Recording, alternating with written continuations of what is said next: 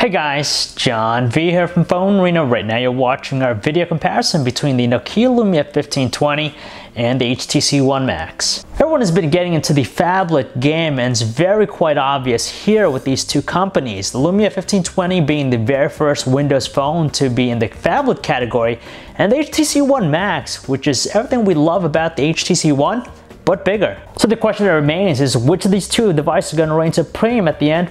HTC One Max or the Lumia 1520?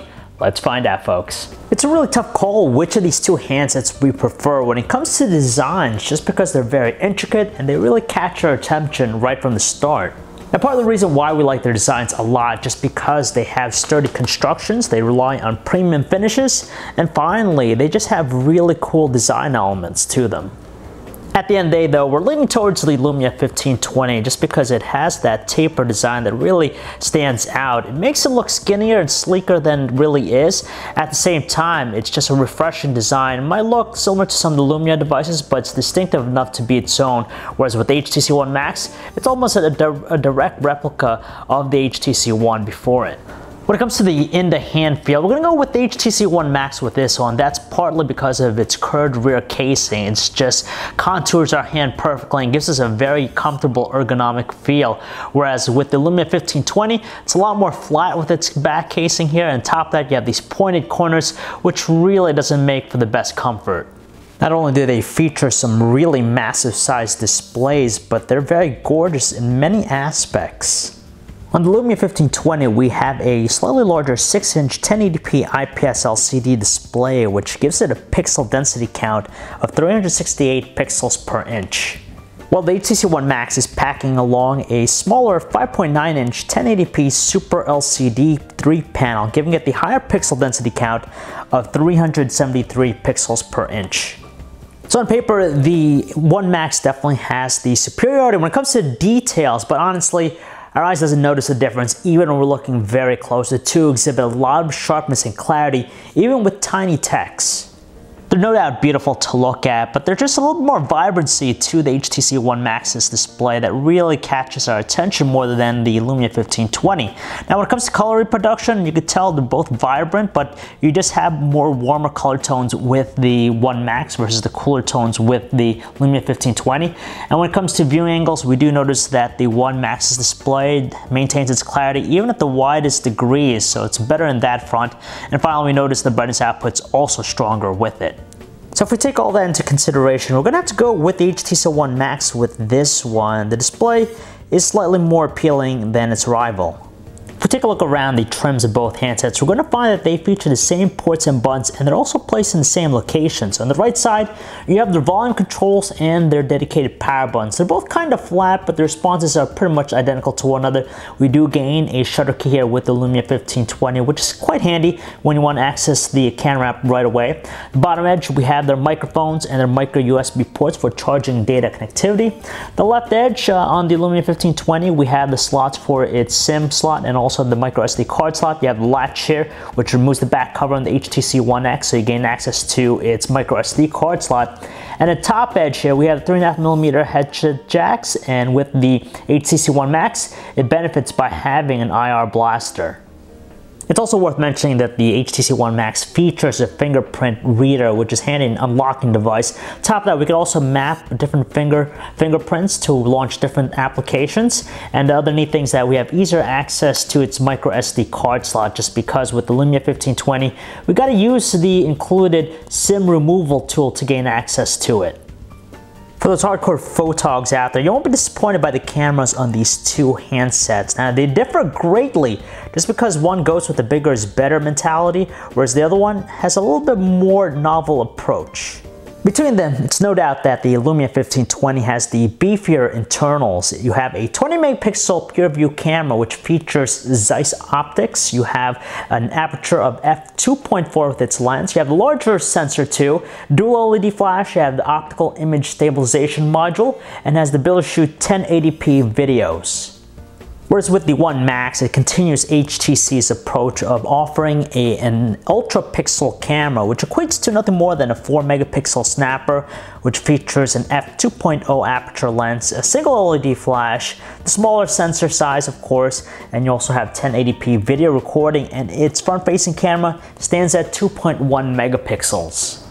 Most people are really going to have to mull over which of these two platform experiences is going to be more suitable to you, just because they have their strengths and their weaknesses, and depending on your personal preference, one might prove to be more ideal versus the other. With the Lumia 1520, it's running the most up-to-date version of the Windows Phone 8 experience, which includes the GDR3 update.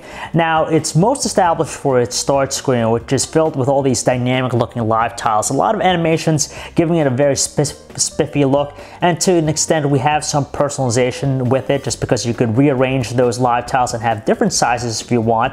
You could also change the color scheme of the start screen and also change the wallpaper, but it's not quite as intense or expansive when compared to the Android experience. You could say the Sense 5.5 user interface on the HTC One Max on top of Android 4.3 Jelly Bean looks very similar to the Windows Phone 8 experience, especially with Blink Feed, which is this home screen here, which aggregates all of your social networking content, and it's nice just because it really stands out for that. And the design is very different from other Android smartphones. When you swipe over to the right, you're going to have your typical home screen, and from here we have the usual assortment of personalization, meaning we could have all these different types of icons, the resizable widgets, and just offers a lot more personalization than Windows Phone 8. Multitasking is handled in pretty much the same manner between these two handsets. So basically what we have here are these preview windows where we could actually see all the open applications and we quickly jump in and out of different apps. However, we prefer how notifications are handled with the One Max over the Lumia 1520. With the Lumia 1520, Windows Phone 8 in general, it's essentially the live tiles that aggregate all those notifications. Now, it could be a little bit of a messy process just because we have to look at each and every one of the live tiles to see exactly where they are. Whereas with the HTC One Max and Android as a whole, you just have the notifications panel. It's a quick swipe at any time, and from here you jump into instant access to it, and we're treated to several other secondary functions. And on top of that, we have quick access to some connectivity features as well. Productivity conscious folks will really appreciate what these two handsets offer out of the box. Now, the Lumia 1520, we're greeted to the Microsoft Office application. From here, we could actually compose a Word document or start an Excel sheet. And we could also view PowerPoint presentation. So very similar to the desktop experience, but on the mobile side. And with the One Max, it might not offer the same exact set of apps, but we get a good alternative with the Polaris Office 5 application. Microsoft still has a lot to do. If they want to catch up with Google and how they're really redefining things in the digital personal voice assistant services department, you have Google Now versus the Bing experience, and there's no question about it. Google Now is by far superior just because it's self-aware and provides us with more relevant information than what the Bing experience offers. It's just very limited in what it can do. We also get a more diverse ecosystem of third-party applications with Android versus Windows Phone 8. And on top of that, the apps with Android just seem to be a lot more polished than what they are with Windows Phone 8. Now, it's growing, of course, with Windows Phone 8, which is a nice thing. And on top of that, the Lumia 1520 is preloaded with a few different Nokia branded applications, which extends its worth, but doesn't quite encompass the entire totality that we get out of the Google package out of the HTC One Max. Knowing all that, if you're more of a power user, you'll really gravitate towards the HTC One Max and its Sense 5.5 user experience, just because it pretty much adheres to power users and also people who are big into social networking. And we know Android as a whole is just a very diverse platform. If you want to experiment, you could still go with the Windows Phone 8 powered Lumia 1520. It's nice. It has a growing selection of apps, and it's also great that it's filled with all those Nokia branded applications to keep you busy when you first get out of the box, but still has some tweaking in order to catch up what we're getting out of the Android experience.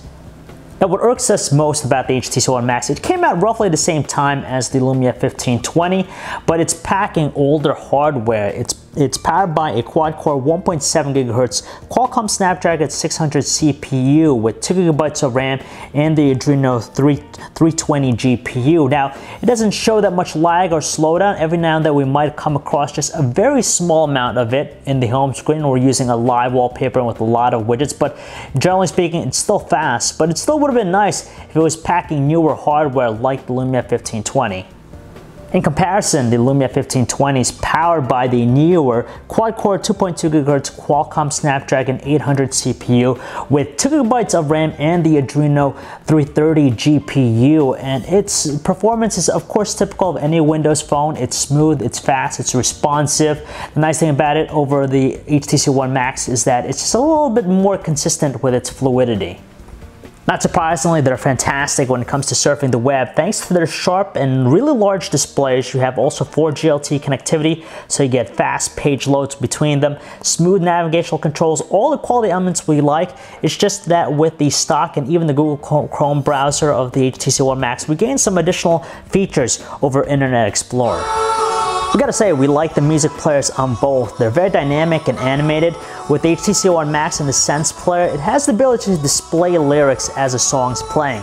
As for the audio quality of their speakers, you have a single speaker with the Lumia 1520, and you have the dual firing speakers with HTC Boom Sound with the HTC One Max. Now at the loudest volume setting, they are both equal in tone. They're both very commanding and powerful, a lot of presence with them.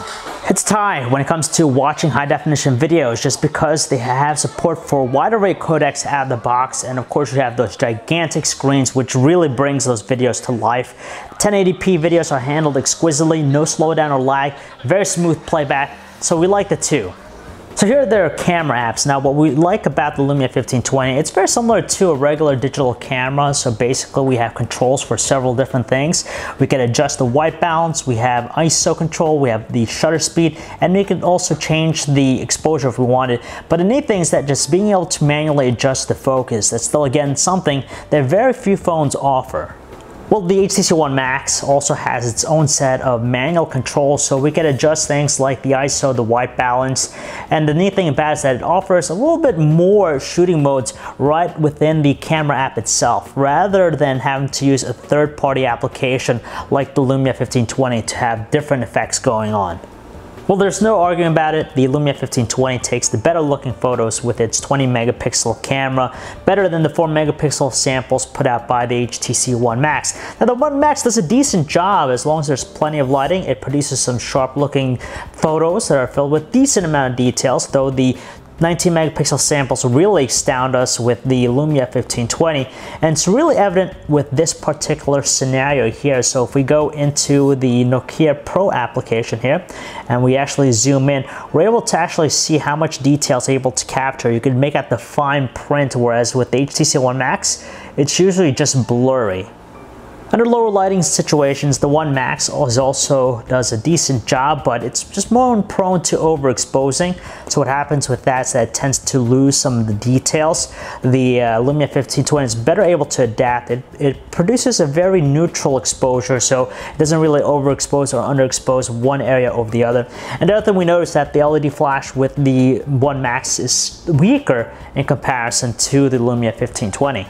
Strangely though, it's the opposite. When it comes to shooting 1080p videos, it's better with the HTC One Max over Lumia 1520, just because details seem to be toned down considerably with the Lumia 1520, whereas it's still sharp and filled with a lot of minuscule things with the HTC One Max. Under lower lighting situations, we just tend to see a lot more noise with the Lumia 1520, which is again a very strange occurrence, but that's basically the case.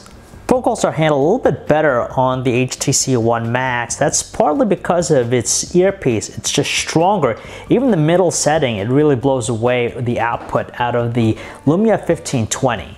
They're packing some massive size batteries. It's a 3400 milliamp hour one in the Lumia 1520 and a 3300 milliamp hour one in the HTC One Max. Now in our experience, it just seems as though the HTC One Max pulls out just a little bit more juice than its rival, but though it's nothing really extensive. Thankfully, we're able to get by through a solid day, even with heavy usage with both devices, with still enough battery to get us through most of the next day. And then we get to pricing, which is a key differentiator for some people. Now, the Lumia 1520 really catches our eyes a lot more just because of its aggressive $100 on-contract price point through AT&T.